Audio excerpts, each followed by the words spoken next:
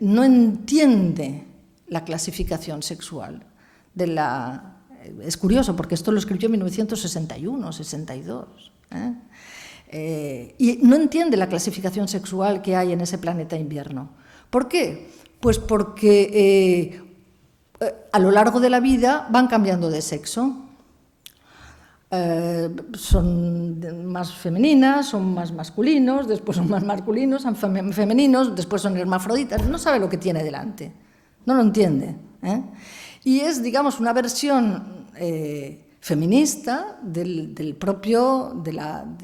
la propia imaginación, ¿no?, que aportó el Micromegas de Voltaire.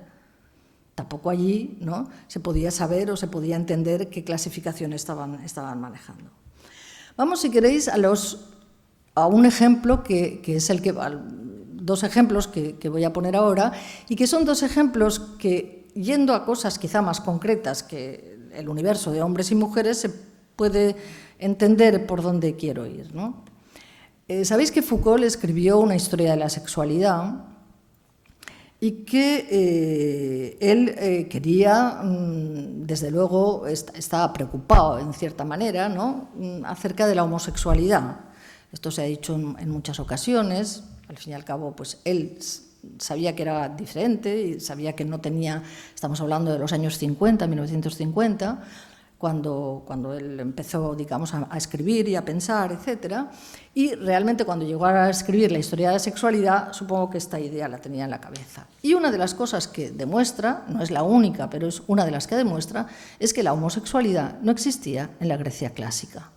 Eso desmiente cualquiera de las lecturas más banales que se haya podido hacer sobre Grecia, ¿no? Cuando se habla, por ejemplo, pues yo qué sé, se dice, Platón era homosexual. Hombre, por Dios bendito. O sea, y Sócrates también, aunque no se comía una rosca, también se dice. Bien, ¿por qué no se puede decir? ¿Por qué no se pueden decir estas dos cosas?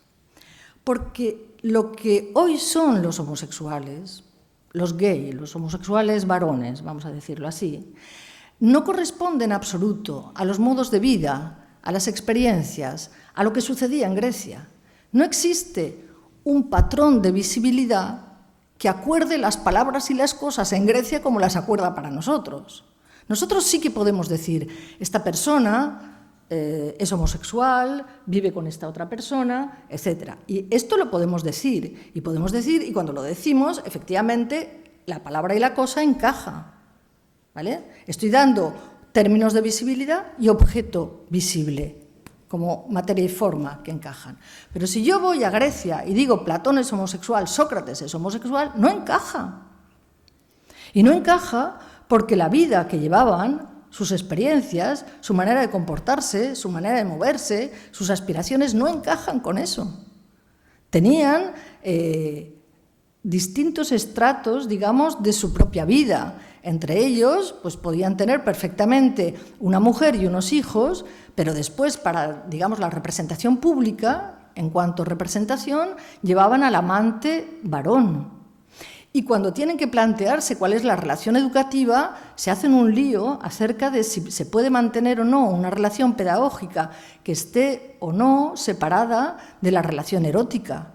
Y cualquiera que lea El banquete de Platón sabe que ahí hay verdaderamente toda una problemática que excede absolutamente los problemas que nosotros pudiéramos tener sobre la sexualidad o sobre la homosexualidad. Es que cualquiera.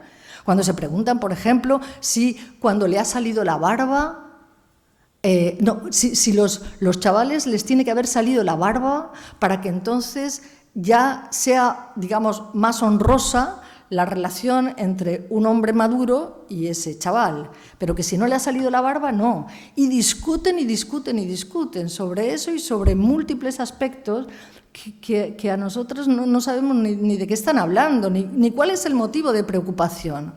Y cuando en ese diálogo, si alguna de vosotras ha leído El banquete, aparece un momento que parece que es el que más entendemos, que es el momento de los hermafroditas, que es el momento en el que habla de que primero los cuerpos eran dos cuerpos de hombres juntos, dos cuerpos de mujeres juntos, o un hombre y una mujer, y que entonces, como eran muy arrogantes, el Dios los cortó por la mitad y los separó, y que desde entonces cada cual busca su media naranja, ¿no? Por así decir, el hombre busca al hombre del que fue separado, la mujer de la mujer que fue separado, y el hombre y la mujer de los que cuando estuvieron juntos.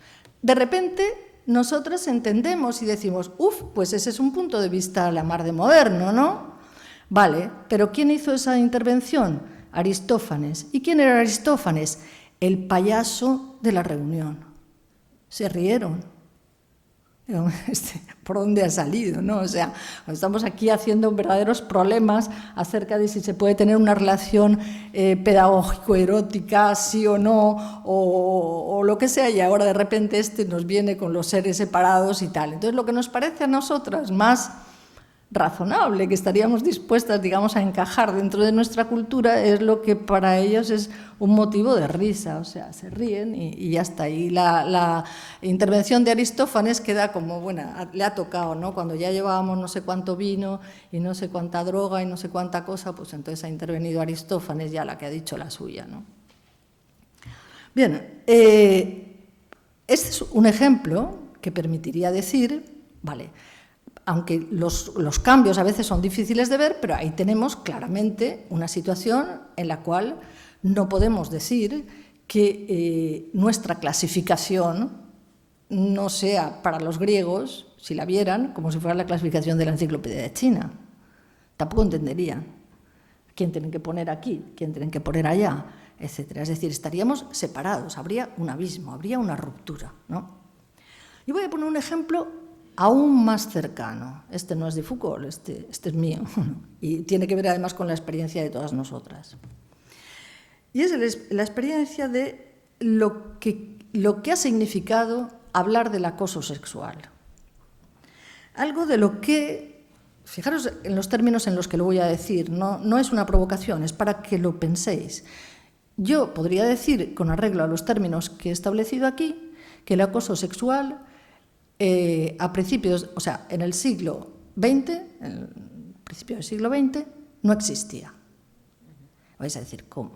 O sea, ¿cómo que no existía? O sea, eso es imposible de decir, ¿no? Porque babosos ha habido toda la vida, ¿no? Babosos, metemanos, aprovechadores, bueno, siempre ha habido, ¿no? ¿Cómo puedo decir yo que el acoso no existía? Bien, voy a intentar el difícil, ¿no? El explicar que no existía.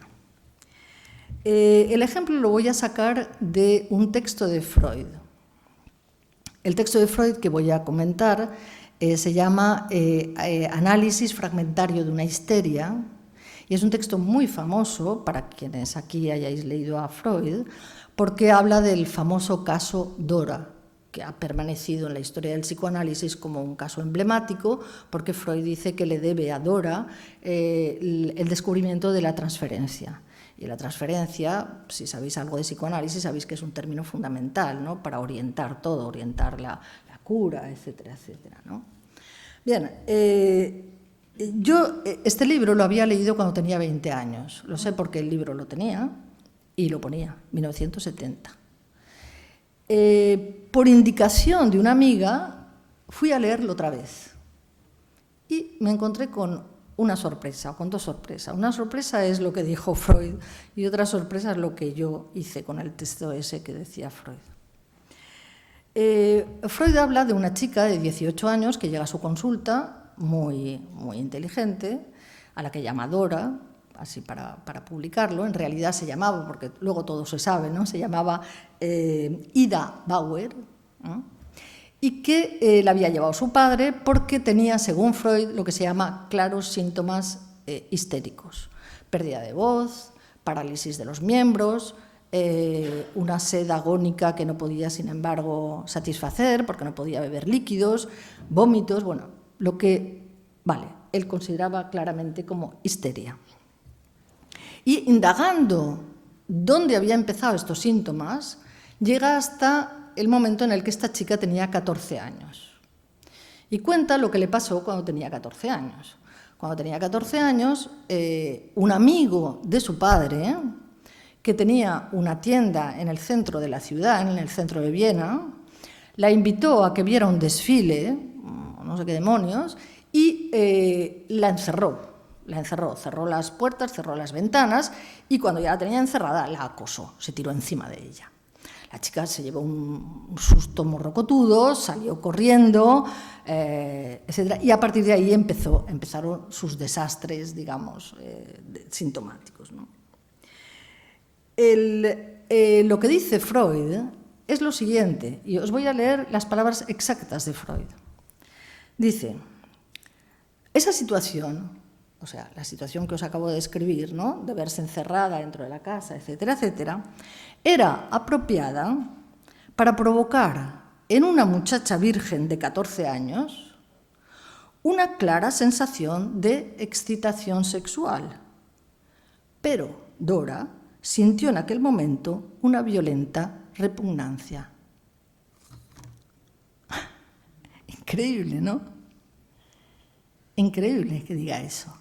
Más increíble si cabe que yo lo leí a los 20 años, siendo ya feminista o creyéndome ya feminista, y yo pasé por encima con el caballo de Atila. O sea, no lo subrayé, no dije, ¿pero qué dice este tío? ¿Pero ¿de qué me está hablando? ¿Pero cómo puede decir que una chica de 14 años que no se excita porque un tío de 50 años se le tira encima es ya alguien que tiene síntomas histéricos y que tiene clara repugnancia? Pues claro que tiene clara repugnancia. O es que te tiene que gustar a los 14 años que se te tire un tío encima de 50 años. Es que es una cosa que a nosotras ya no se nos pasa por la cabeza. Entonces, ¿cómo es posible que a él sí? Estoy hablando de alguien súper inteligente, de alguien que ha cambiado la cultura, de alguien que ha introducido elementos en nuestra cultura que son inapelables. Y sin embargo, en ese punto resulta que hace este diagnóstico, ¿no? O sea, para él fue invisible. Para él el acoso sexual fue invisible. No tenía esa percepción. No, quizá no la podía tener, es decir, la sociedad no la tenía. Y el sentido común de su época no lo tenía. Aquello no era real. El acoso sexual no era real. ¿De qué estábamos hablando? Pues de otra cosa, de que un señor pues, se había excitado, lógico, normal, ¿no?, con una chica de 14 años. O sea, algo que nosotras inmediatamente daríamos la vuelta y diríamos, ¿esto qué es, no? Está claro que cuando ha surgido el movimiento Me Too, y el yo sí te creo, y todas estas cosas, lo que ha puesto de manifiesto es que efectivamente ahí había algo. Y cuando todo el mundo se ha levantado, todas las mujeres nos hemos levantado y hemos dicho, a mí también me pasó esto, a mí también me pasó esto, etcétera, etcétera, hemos hecho, un poco mirando hacia atrás, ¿no?, hemos hecho visible lo invisible. Interesa que tengáis claros estos términos. Yo puedo decir, ¿era real que existiera? Pues, repito, a la mirada de Dios quizá, a la humana no. A la mirada humana no era real. No formaba parte, digamos, de lo que era visible, de lo que yo podía designar con una palabra, de aquello de lo que yo podía hablar o podía dar un sentido. Y por lo tanto, bien, ha tenido que surgir un movimiento, ha tenido que poner una palabra, ha tenido que indicar una experiencia, ha tenido que determinar los contornos de una experiencia y ha dicho, esto hay que percibir. Nos ha puesto otras gafas, pero esas gafas no las teníamos, ni las teníamos nosotros ni las tenía la sociedad. Que la tenga ahora toda la sociedad es un triunfo de las mujeres. Porque este párrafo de Freud no es que escandalice, no es que nos escandalice a nosotras que diga eso Freud, es que escandaliza a cualquier persona de esta sociedad. Porque no creo yo que haya ningún varón que piense que a su hija de 14 años se le puede tirar un tío encima y que ella es la estrecha por no haberse excitado sexualmente y que quizá lo que tiene que hacer es llevarla al psicólogo porque fíjate tú, le han hecho una proposición y no se ha excitado. Pues no lo creo, ¿no? Por lo tanto, ahí ha cambiado una percepción, que ha cambiado la percepción para todo el mundo. Tanto es así que si nos volvemos dogmáticos diremos, siempre ha existido el acoso sexual. Falso. No ha existido siempre el acoso sexual. Ha existido, ya digo, cosas que yo puedo decir, las baboserías, las no sé qué, las no sé cuánto, pero no algo que yo haya podido percibir, delimitar, aquello sobre lo que hablo, que denuncio, que me muestro favorable o desfavorable y cosas por el estilo, ¿no? Bien, la pregunta difícil, o sea, si he logrado convenceros de algo que no lo sé, al menos de que existan estos a priori históricos, la pregunta difícil, que Foucault sabía que era difícil, era ¿cómo se llevan a cabo los cambios históricos? ¿Cómo? Es la pregunta siempre del millón. ¿Cómo se hace para que esto cambie? ¿Cómo, no? Porque efectivamente hay quien quiere que cambie, ¿no? O que cambien estas cosas y que no cambien las otras, ¿no? Por lo tanto, siempre la pregunta difícil es ¿cómo se hace? O sea, es como si pudiéramos hacer la foto fija de una cultura, la podemos hacer, pero cómo cambia la cultura parece que se nos escape, no sabemos bien, ¿no? Por eso Foucault mostraba el ejemplo de Grecia con la homosexualidad para contraponerlo con la actualidad nuestra y que viéramos, pero de nuevo también ahí la dificultad está en explicar cómo se sale de ahí, ¿no? Yo creo que lamentablemente Foucault no era feminista, no podía serlo, ojalá hubiera sido mujer en vez de hombre, porque hubiera tenido un ejemplo delante de él muy claro de cómo explicar que los cambios se dan en el a priori histórico. Y yo creo que ese ejemplo lo hemos dado las feministas, las mujeres a lo largo de los 50 últimos años o 100 últimos años. ¿Por qué lo digo? O sea, o por qué creo yo, esto me lo he, digamos, dado vueltas yo, ¿no? ¿Cómo creo yo que se da ese cambio histórico? Yo creo que, en principio, lo que yo me represento es que cuando existe una situación en la que efectivamente lo que hay es unas palabras y unas cosas que encajan, hay experiencias humanas que no encajan. Es decir, es como, yo puedo tener una imagen perfecta, ¿no? de cómo a esa percepción corresponde ese sentido. Y ese sentido da verdad o realidad a esa percepción. Y por tanto puedo decir que esas dos cosas encajan. Por ejemplo, mujer, eres una mujer. Y puedo decir esas dos cosas encajan, ¿no? Sin embargo, puede haber mujeres que se sienten llamadas mujeres, y que no encajan con el sentido que tiene en un momento determinado ser mujer. Esto lo ha habido siempre, y siempre ha habido, digamos, lo que a Foucault le gustaba mucho, los límites, los márgenes, lo que queda en los márgenes. Lo que pasa es que esos márgenes, si son a título individual, siempre han creado una gran infelicidad. Puede ser la experiencia de las locas, de las mujeres que no son como las demás, las que están fuera de la sociedad, las que no cumplen el rol para el cual todo el mundo está esperando que hagan algo, mujeres limítrofes, ¿no? Por así decirlo. Y esas mujeres han arrastrado a lo mejor experiencias tremendas, pero en tanto individuos no podían cambiar el a priori histórico, no lo podían cambiar. Yo voy a poner incluso un ejemplo, digamos, de dos grandes mujeres, que me ha chocado. El ejemplo lo pongo porque lo he leído hace muy poco. He leído la correspondencia entre Carmen Laforet y Elena Fortún. Estoy hablando de dos grandes escritoras españolas. Carmen Laforet es la autora de Nada, una de las mejores novelas que se ha escrito en el siglo XX, y Elena Fortún es la autora de Celia, y os aseguro que Celia...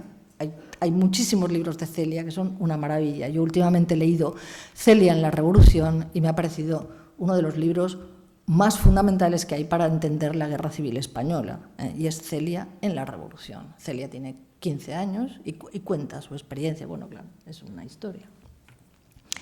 Bien, se conocieron tarde. Carmen Laforet era mucho más joven que Elena Fortún. Elena Fortún ya tendría unos 60 años, y Carmen Laforet había escrito Nada, ya se había casado, ya tenía 3 hijas, o 3 hijos, un hijo y 2 hijas creo que tenía, y Elena Fortún también se había casado, también se había muerto su marido, tenía un hijo, etcétera, etcétera. Y de repente te encuentras a dos mujeres que dominan el lenguaje, dominan la capacidad expresiva de sus propias experiencias, de lo que son, etc. Y tú notas una infelicidad de fondo con respecto a, yo lo llamaría así, el destino doméstico al que estaban absolutamente abocadas. Es decir, ellas, cuando hablan de sus familias, cuando hablan de sus matrimonios y cuando hablan de sus novelas y de su escritura, es como si no pueden poner las dos cosas juntas. O sea, se sienten absolutamente fuera de tiesto. No saben, o sea, no entienden esa infelicidad, no entienden por qué se han visto presas de una domesticidad que no saben manejar, que no quieren manejar, que las ahoga profundamente. Y tú ves dos mujeres que no saben salir del círculo de la domesticidad, del círculo del matrimonio. Cuando tú lo lees, no es tan lejos, o sea, yo me sofocaba leyéndolo, yo decía, pero Dios mío, o sea, ¿por qué no los mandan a cagar a estos dos? O sea, ¿pero por qué tienen que seguir con esto? ¿Pero por qué siguen ahí? ¿Por qué sigue empeñada y con los hijos y con lo que tienen que hacer?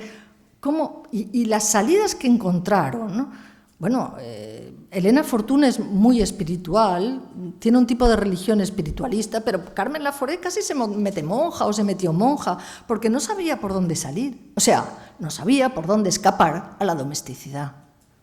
Y su manera de escapar fue esa. Cuando tú lo lees dices, ostras, si hubieran nacido 50 años después. Porque sabes que eso no les hubiera pasado. Sabes que hubieran encontrado grupos de mujeres que hubieran hablado de sus experiencias, de sus maridos, de sus familias, de sus cosas. Como hemos hablado las mujeres, como hablábamos las mujeres en los años 70. ¿Cuántas hemos hablado, por ejemplo, de la maternidad? De si la maternidad era esto, si nos exigía esto otro, si teníamos que ser madres de esta manera o de esta otra, si las mujeres tenían que ser madres, si no eran madres, si no eran bastante mujeres. ¿Cómo ha podido ser eso? Y de repente todo eso salía, ¿no? Y teníamos a nuestra disposición un movimiento feminista que hablaba, que por tanto buscaba, digamos, a través de dar sentido a otras cosas, buscaba también determinar otra realidad en la cual la maternidad no fuera una exigencia, por ejemplo. Que no fuera esa exigencia de sacrificio y que tampoco fuera una exigencia para las mujeres. Es decir, que se podía ser mujer y no ser madre. Se podía ser madre y no ser esa clase de madre. O se podía ser mujer y madre y pasar de todo. O sea, se podía todas esas cosas. Cuando hacíamos esto, yo quiero que lo reflexionéis qué es lo que estábamos haciendo. Estábamos rompiendo los contornos que decían claramente qué es lo que era una mujer. Es decir, no nos conformamos con la determinación mujer que recibimos cuando éramos niñas o cuando éramos adolescentes. Y no aceptamos que eso que se llama mujer-mujer, ser mujer-mujer, tuviera que ser ese patrón que casi ahoga o ahogó a Carmen Laforet y a Elena Fortún. No queremos ese patrón para nosotras, no lo hubiéramos querido tampoco para ellas, no hubiéramos querido ese contorno, esa fijación. Por tanto, hemos sido nosotras las que hemos cambiado el significado de mujer. Y lo hemos cambiado a base de reflexión, a base de militancia, a base de preguntarnos, de llorar, de desesperarnos, de poner sobre la mesa muchas cosas, de escribir y de reflexionar. Pero el resultado, creo que lo puedo decir, es que el binarismo de hoy no es el binarismo de hace 100 años. Quien no lo vea es que no ve que lo que significa hoy ser mujer no es lo que significaba ser mujer hace 100 años. Y por tanto, ahí hemos roto algo, hemos cambiado parte de ese, hemos desviado un significado, hemos sido desobedientes a un significado. Yo sé, una de las preguntas que me hacía Maitena, ¿no? Bueno, o que está incluso escrito aquí, ¿no? Dice, ¿qué tenemos en común las mujeres? Decía, ¿qué tenemos? Y yo recuerdo que esto es una pregunta que en una ocasión le hice a una feminista. Le dije, pero vamos a ver, o sea, porque yo entonces me sentía muy Foucaultiana y esto de las mujeres, yo me estaba armando un lío, ¿no? Y yo dije, pero vamos a ver, yo, por ejemplo, ¿yo qué tengo en común con, pongo dos ejemplos, con Margaret Thatcher o con Marilyn Monroe? O sea, se puede decir que son tres mujeres, Marilyn Monroe, Margaret Thatcher, yo. Somos tres mujeres, ya está, estamos en la misma casilla, en la misma, ¿no? Con los mismos contornos, la misma tal.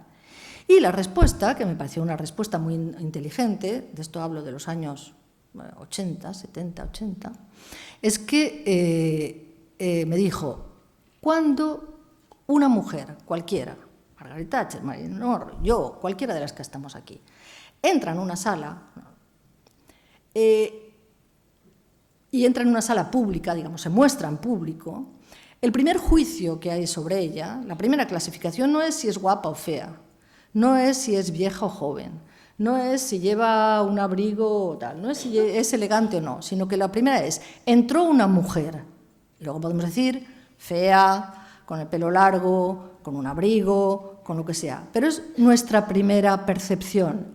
Y a partir de decir entró una mujer, el conjunto, digamos, de las relaciones que se establecen entre quien lo percibe y los que lo perciben y la mujer que entra, son fruto de esa percepción primera. O sea, la percepción primera es una mujer y todo el mundo arregla su comportamiento, por así decirlo, ¿no? Coordina su comportamiento respecto a esta afirmación, que es una mujer. Vale, a mí esa respuesta me sirvió en los años 80, pero en estos momentos, ¿me queréis decir que en la actualidad, cuando en el espacio público entra alguien, se sabe siempre que es un hombre o una mujer? ¿Que es la misma percepción? Yo no lo tengo tan claro. No solamente porque hay casos, es que hay muchos casos, digamos, en los cuales no está ni siquiera claro lo que estás viendo. Yo antes pensaba que una persona del fondo, exactamente a ti, había determinado que era un varón. Bueno, había determinado desde aquí. O sea, que, vale, tú sabes perfectamente que no te estoy ofendiendo ni nada por el estilo, faltaría más, ¿no? Pero es que se puede dar con las mujeres cuando somos más mayores, cuando somos más viejas, si no nos maquillamos, mil cosas. Es decir, esa cosa no está todo clara. Eso es una cosa. Pero la otra cosa que tiene que quedar claro es que de esta definición, que lo que tenemos en común las mujeres es que se nos percibe como mujeres, justo dan el clavo de lo que yo estaba diciendo. O sea, somos mujeres porque se nos percibe como mujeres. Luego, no estamos hablando de que somos mujeres por la materia, por la naturaleza, por el sexo, sino que somos mujeres por la percepción que se tiene de que somos mujeres, ¿no? Si yo digo que entonces los contornos, ¿no?, cambian, los contornos del binarismo sexual han cambiado, los contornos de la percepción han cambiado, no es porque yo, o sea, en esa difuminación del contorno, yo no estoy diciendo que entonces, o no estoy anunciando una posibilidad de que no existan dos sexos y no exista más que uno. Yo no estoy apostando por la disolución del binarismo y que lo que tenga que haber sea, no sé, los seres humanos, somos humanos y ya está. No, lo que estoy diciendo es que a lo mejor tiene que haber muchos sexos, o varios sexos, o varios tipos de humanos, no uno. No se trata de que converjamos a la unidad, sino que abramos a la multiplicidad. O en todo caso, que si seguimos hablando de hombre y mujer, tenemos que ser conscientes de que hemos ensanchado los límites de lo que significa ser hombre y mujer. Porque ser hombre y mujer no significa hoy lo mismo que hace 100 años. Y, por tanto, esos límites los hemos ensanchado. Si mantenemos esa determinación, la hemos ensanchado.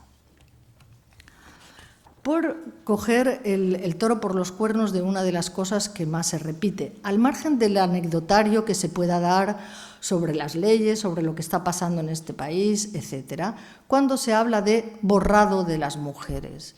Yo en eso, como además hablo de contornos que se difuminan, que se ensanchan, etcétera, está claro que dentro de mí está funcionando el run-run, ¿no?, del borrado de las mujeres, si estoy hablando. Y yo entiendo que puede haber una preocupación. Yo voy a formular la preocupación como yo me la formularía a mí. Es decir, hemos hecho un esfuerzo inmenso las mujeres por hacer, por ejemplo, visible sencillamente la experiencia de las mujeres que en la historia no ha aparecido. Hablo de la filosofía, ¿no? A mí me ha parecido vergonzoso que cuando yo he terminado la carrera de filosofía A mí nunca, jamás, se me enseñó la filosofía de ninguna filósofa. No hay muchas, ¿de acuerdo? Pero las que hubo fueron súper importantes. No es que fueran súper importantes, es que fueron más importantes que nadie. Yo me refiero, por ejemplo, yo qué sé, a Hannah Arendt.